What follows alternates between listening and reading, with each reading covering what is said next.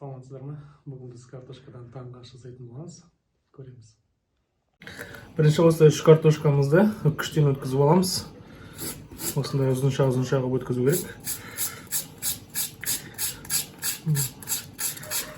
Картошканы домалақтап қуырғаннан гөрі осылай ерекше бірдеңе жегілеріңіз келсе, осылай үйдегі 3 картошкамен осылай жасап жесеңіздер болады. Балалар да жақсы жейді. Чем былай, как обычно, қуырып бере бергеннен гөрі осылай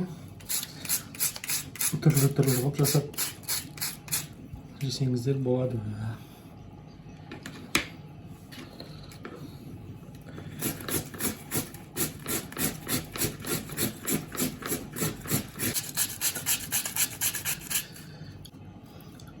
Мына үккіш сәл ыңғайсыздау болып тұр. Осылай ұзынша қылып турайтын басқа үккіштеріңіз болса, сондайды пайдалансаңыздар болады.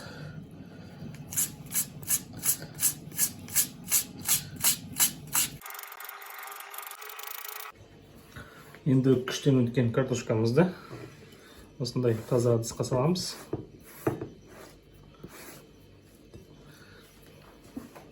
Үстіне бір ожау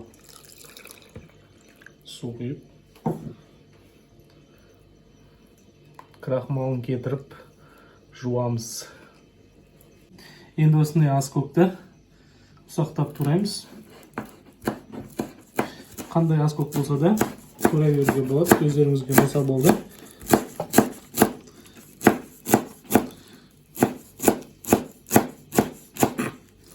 Осылай ұсақтап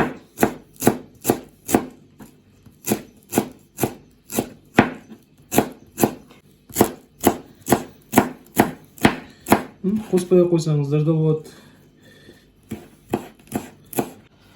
Енді осындай 2 жұмыртқаны осындай ыдысқа жарып аламыз.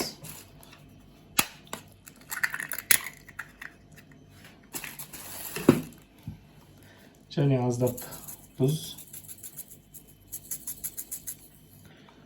аздап бұрыш.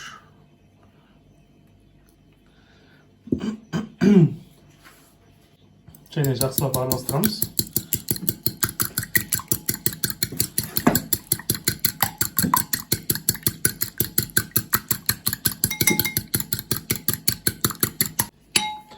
Және жаңа туралған аскөгімізді осыған қосамыз.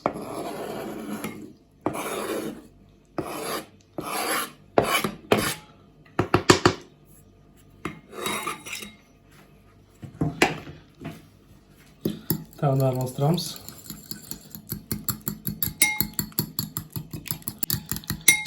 Және аздап сүт қоссаңыздар болады.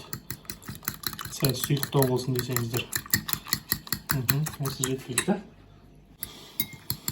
Енді аскөктің орнына өздеріңіз помидор, қандай көкөністер жақсы көресіздер, сондай қоссаңыздар болады. Мен осы зеленмен жасаймын деп шештім. Енді картошкамызды судан аламыз, құрғатып.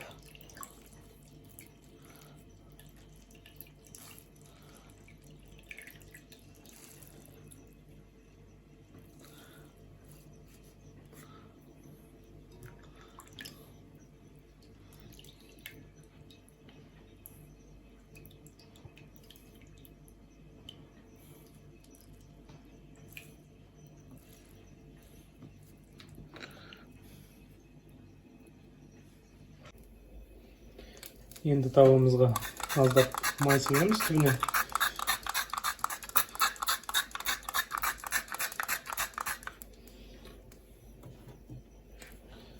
Және картошкамызды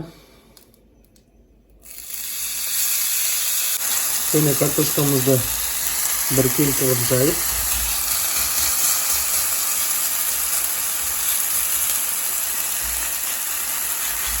және аздап тағы чуть-чуть бөлсеңіз. Сырымызды осылай ұсақтап турап алсақ болады, немесе теркадан өткізсек те болады. Мен осылай тура етіп шештім.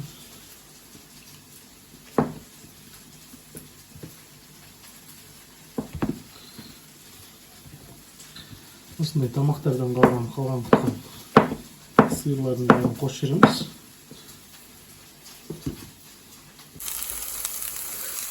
Біз бұл жерге картошкамыздың тек жартысын ғана салдық.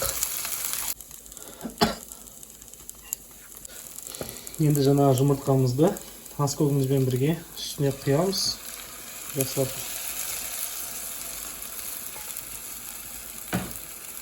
Оны да біргелік етіп жайып.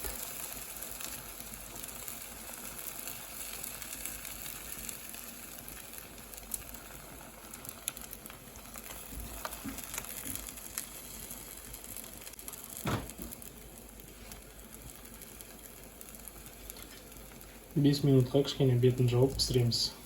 5 минуттай тұрды. Және осы манағы тураған сырымызды үстіне біргелкі қылып салып.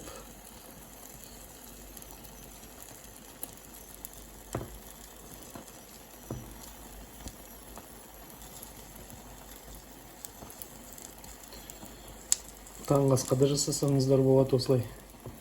Балалар өте жақсы жейді. Енді үстіне жаңағы қалған картошкамызды тоже бұлай жақсылап біргелкі жайып.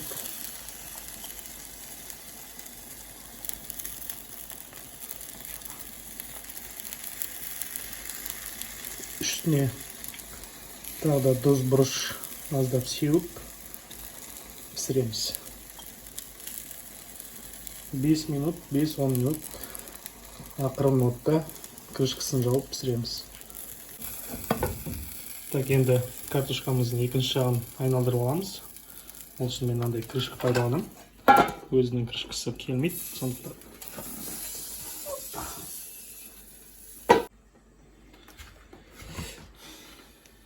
Екінші жағын аударып алғаннан кейін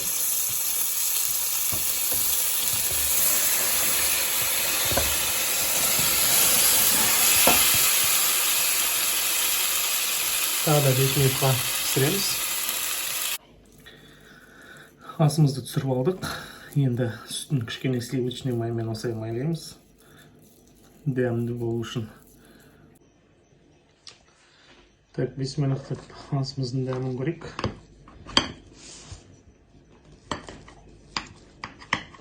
Мынаның цветі соткада күйген сияқты болып тұр. Негізі ондай емес цвет. Золотистый цвет.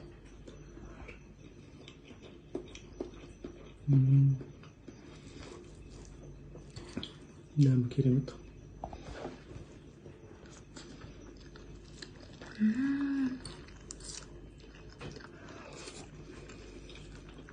Әсіресе сыр бар жердің дәмі күшті екен, иә?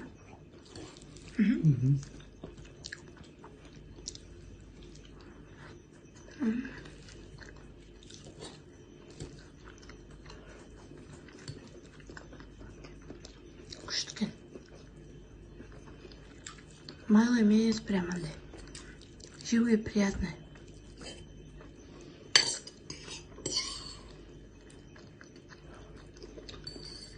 Күшті керемет.